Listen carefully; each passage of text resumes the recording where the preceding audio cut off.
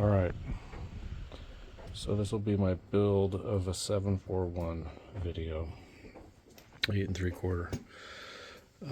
This came about because the carrier exploded in my last setup, and so I wanted to start over something that wasn't battle scarred and all that. The adjusters had stripped out and all that stuff. So anyways, I got another case, and what I noticed immediately after cleaning it, taking it apart, was that the cap bolts were straight on one side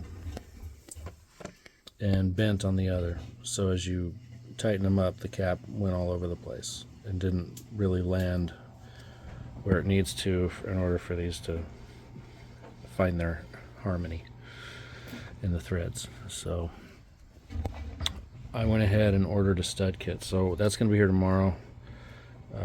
I'll worry about that after I get the pinion depth and bearing preload dialed, but this is where I'm at right now.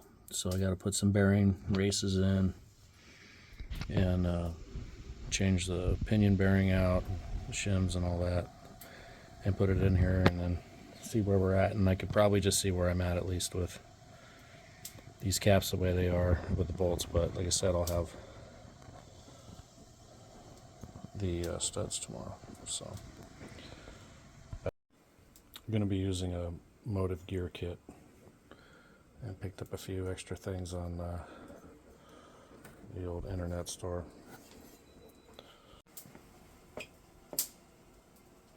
I remove the old pinion bearing now. Okay, so I went ahead and put it in the press using a little this and that because the pinion gear is not going to fit between the beams on this thing. So with that out of the way,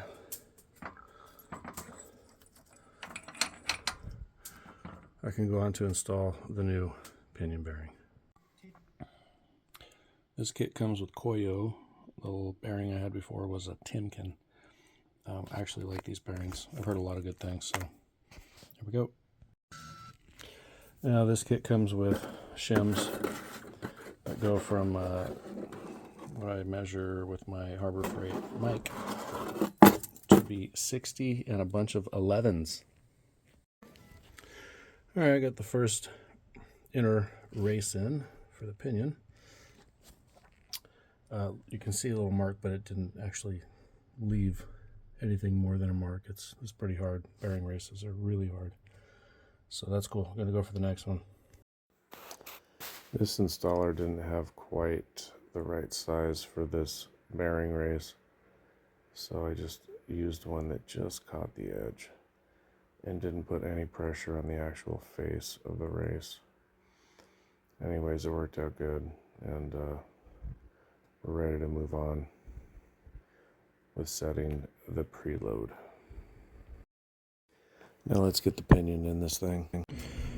So these are what's going to go in case and replace the factory bolts, of which 2 were, like I said, bent. And we're moving the cap all over the place as I torqued it down. This should definitely strengthen it a little bit.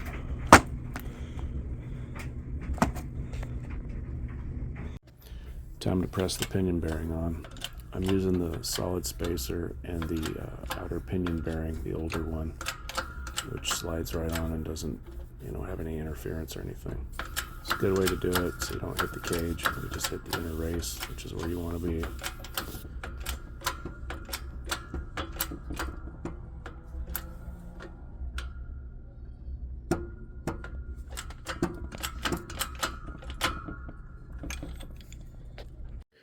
Okay, so I'm going to start off with the same shim that came out of the other rear end with this gear set, which was about 92 thousandths when I measured it.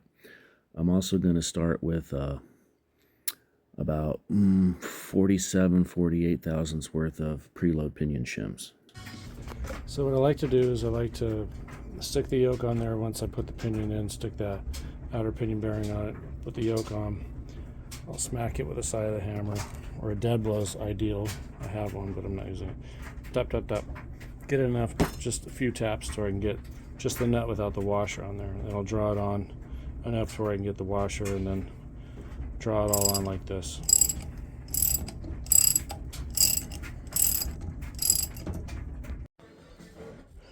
And then there's this thing. What a piece of shit this is. No, it's a Amazon special though, and I think it was like $12 or something. Really cheap. Didn't have the right holes, so I opened this one here this way, totally slotted that one over, and this one would have to be drilled for 4 bolts on a 7290 flange. No other switching it or doing anything with it seemed to matter. And I didn't really want to put 250 pounds on a couple of these 1/4-inch bolts, so.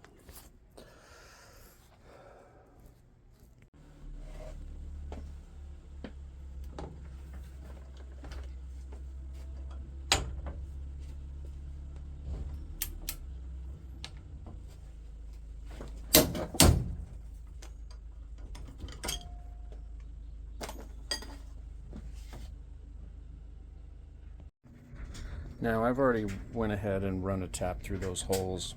When I was cleaning it, I took it, scattered the thing and tapped clean all the holes and stuff, all the threads, in preparation for reassembly, because that's just what you do, whether it's blocks, heads, third members. Clear out the threads. It's always a good idea.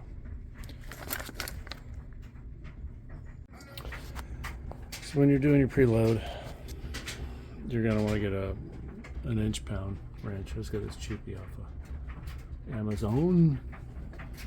And you're going to not measure the breakaway, but you're just going to spin it all the way around.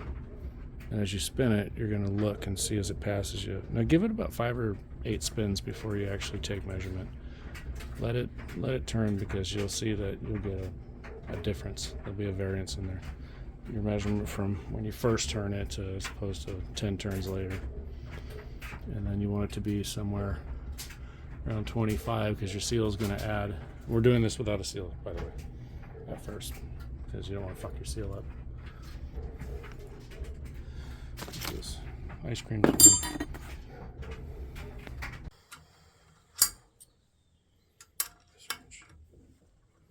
Okay, let's try this again.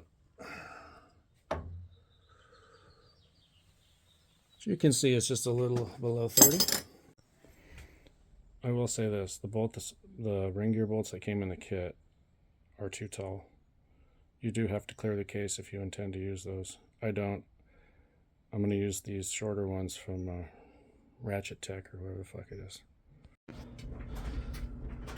Okay, with carrier bearings on there, I'm going to go ahead and install all the ring gear bolts with a little bit of thread locker on each one. First one I already got some thread locker on. It's holding the ring gear, which is already kind of interference in there anyways. Not by much, but enough to kind of hold it suspended upside down. And yeah, I'm going to take all these out one by one, thread lock, torque them down to about 60 pounds. When you install your new ring gear bolts into the ring gear, you want to make sure that you have all the holes cleaned out really good, some brake clean and a Q-tip or something like that. Can't have any oil in there or the red Loctite will not hold. You also want to torque them about 55 to 60 pounds. I'm torquing mine 60 with this beam torque wrench I got because I don't have a reversible torque wrench. Always go in a star pattern as well. So using a socket that fits over the actual hub of the Sure Grip and that fits just inside on the race, I pressed the carrier bearing on. I'm going to do the other one next.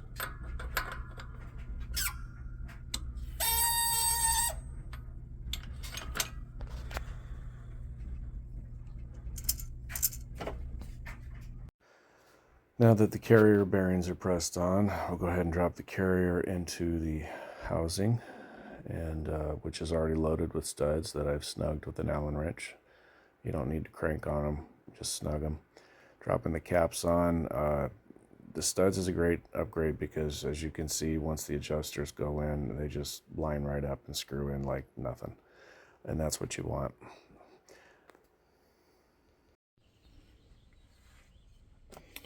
So what you need to tighten these with is a hammer. You just want to beat the fucking shit out. No, I'm just kidding. You want to make something clever, that's about just short of 3 inches, so you can put it in there and do all your tightening of the bearings. So setting backlash, the idea is once you get it all together with the bolts snug but not torqued, you're going to go ahead and start by moving the ring gear side over towards the pinion. And then you're going to snug up the other side and then take a backlash measurement.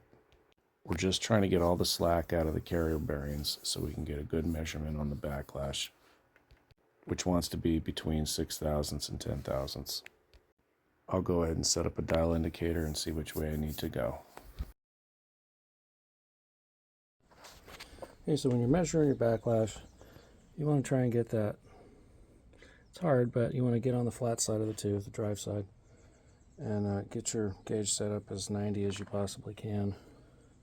And in this case, I've got 8 thousandths. 8 thousandths backlash. And this is a used set of gears. So I think it's probably as tight as I try and get them anyways. They say some of these you can run up to 12 or so. When they're used, that is. You know, I would say that's probably true, more true for a factory gear, something that's been in there for, I don't know, 50 years. It's been driven a couple 100,000 miles. But anyhow, once you get that figured out, once you have your backlash set, you'll come over to the passenger side, and with the cap still loose, you'll go ahead and torque that to about 30 pounds. And the idea here is that once you get that torqued and the carrier bearings are preloaded, now you can tighten the caps, which will hold the bearing races in place. You'll put your tabs on to hold the adjusters, and you're ready to go. Not super tight, but tight. Okay, so let's go back a little bit. This is the pattern I had when I set it up originally with that 92 thousandths shim. It's a little bit towards the toe, and the other side's worse, the coast. So I tried 88 instead, and that's the pattern that I'm about to show you in the next clip after the coast side. It needed to come away from the pinion. It was too deep. I didn't even bother putting it in the car to find out. I really didn't want to have to do this twice. So here's the coast side. See how bad that is? That would have made a ton of noise, and I know it. This also had 12 thousandths backlash, which was pretty high, or at least on the high side, even for a used set of gears, because these aren't that old. As I showed before this clip, I have it at 8 thousandths now. So we got it all together now. Sans the seal. And let's run a pattern and see what we got.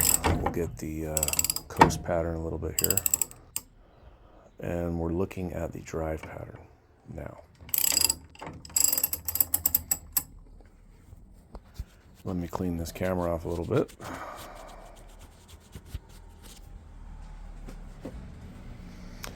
Looks good. It's covering a good amount of tooth. Pattern looks pretty good. Not too bad. This thing keeps changing focus on me.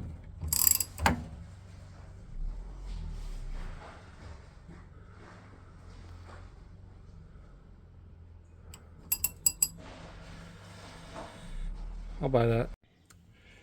Now to put your pinion seal in, you have to remove your yoke and all that again, so you get to break the 250 loose and all that. By the way, they do say they're 240. I think 10 pounds is kind of... You can use an old bearing carrier race and then just tap it all around the outside to get the seal in, which is what I'm about to do. Now that that's tapped on there with our old bearing carrier race, now to put the yoke back on, torque it to the 250 or 241 if that's what you want, and put it in the fucking car. Like all other seals of this type, don't forget to oil it first or grease it a little bit. You can also wet oil the yoke. Both, either, should be good. And then we're going to put a little bit of red Loctite on the nut, which I have another nut over here I'm going to use underneath all this shit somewhere. Probably on the floor, or I just knocked it off. Not going to douse the entire threads with it. And here's a new nut. Not the same one I've been using, a new one. So, You just figure out the top from the bottom, huh? There we go. It's got that line on the bottom. There we go.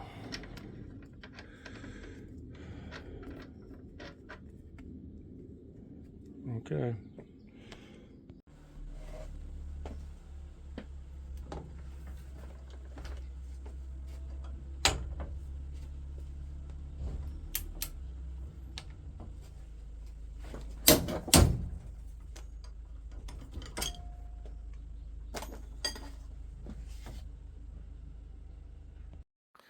I just want to point out that this Motive gear kit came with the wrong size pinion shims to set the pinion depth. They were too big. I had to order a second set from them. Also, I didn't like those ring gear bolts. I went to use them at first, but then I took them out and put a different set in, as I mentioned. Other than that, pretty smooth. I hope you enjoyed the crash course 741 rebuild video. I kind of threw it together because I got more into actually getting it done and getting it back in the car, which, by the way, it's quieter than it ever was. I'll never pay anyone else to do this again. Thanks for watching.